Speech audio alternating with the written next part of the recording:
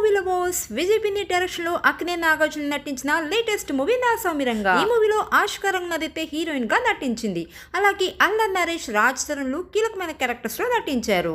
ఇక నా సౌమిరంగా మూవీ అయితే ఈ రోజే థియేటర్స్ లో రిలీజ్ అయిపోయింది. మరి ఈ మూవీ ఎలా ఉంది, ప్రేక్షకులు ఏ మేరకు మెప్పించిందో ఇప్పుడు రివ్యూలోకి వెళ్ళి తెలుసుకుందాం. ఇక మూవీ విషయానికి వచ్చేస్తే తనను చేరదీసిన కుటుంబం, ఊరి పెద్ద కోసం హీరో చేసిన పోరాటమే నా సౌమిరంగా మూవీ స్టోరీ లైన్ అన్నమాట. ఇక నా సౌమిరంగా మూవీ ప్లస్ పాయింట్స్ గురించి మాట్లాడేసుకుంటే మూవీలో కింగ్ నాగార్జున అయితే తన మాస్ రోల్లో అదరగొట్టేశారు. మెయిన్ గా తన స్క్రీన్ ప్రెజెన్స్ అయితే చాలా బాగుంటుంది.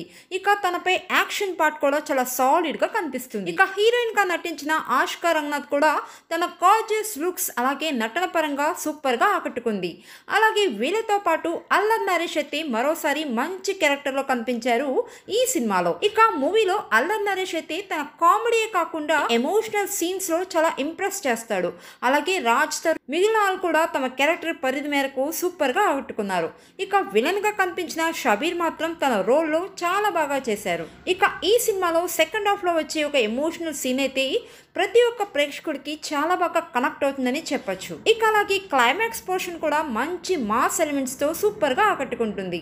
ఇక నా సౌమిరంగా మూవీ మైనస్ పాయింట్స్ గురించి మాట్లాడేసుకుంటే ఈ సినిమా కాస్త డిసప్పాయింట్ చేసిందని చెప్పొచ్చు. ఇక మూవీలో ఫస్ట్ హాఫ్ నుంచి కూడా అంత ఎంగేజింగ్ నరేషన్ ఎక్కడ కూడా కనిపించదు. ఇక మూవీలో కొన్ని కామెడీ సీన్స్ మాత్రమే ఆకట్టుకుంటాయి.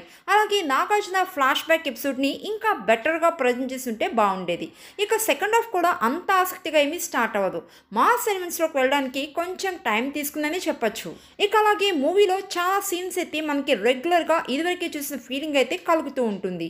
ఇక కొన్ని సాంగ్స్ అలాగే ఫస్ట్ హాఫ్ లో సీన్స్ కి బ్యాక్గ్రౌండ్ స్కోర్ కూడా అంత ఎఫెక్టివ్ గా అనిపించదని చెప్పొచ్చు. ఇక టెక్నికల్ పరంగా ఈ మూవీ గురించి మాట్లాడేసుకుంటే కీరవాణి సంగీతం పర్వాలేదు. ఇక క్లైమాక్స్ లో స్కోర్ మాత్రం చాలా బాగుంది. ఇక దాశరథి అందించిన సినిమాటోగ్రఫీ విలేజ్ ఫీల్ ని కలిగిస్తుంది. ఎడిటింగ్ కూడా పర్వాలేదు. కొన్ని ఎమోషనల్ సీన్స్, బీజిఎం ఈ మూవీకి ప్లస్ అని చెప్పొచ్చు. ఇక మొత్తంగా పండుగ కానుకగా వచ్చిన నా సౌమిరంగా మూవీ అయితే నాగ్ ఫ్యాన్స్ కు మంచి ట్రీట్ అని చెప్పొచ్చు. అలాగే అల్లరి నరేష్ ఈ సినిమాకి మరో పిల్లర్ గా అక్కడక్కడ ఆకట్టుకునే కామెడీస్, అలాగే సెకండ్ హాఫ్ లో కొన్ని ఎమోషన్స్, క్లైమాక్స్ పోర్షన్ సూపర్ గా అలరిస్తాయి. కానీ రొటీన్ కథనాలు మాత్రం అంతగా మెప్పించమని చెప్పొచ్చు. అయితే ఈ సంక్రాంతి పండుగకు నాగ్ ఫ్యాన్స్ కాకుండా ప్రేక్షకులందరూ ఒకసారి ఈ మూవీని థియేటర్లో చూసేయచ్చు.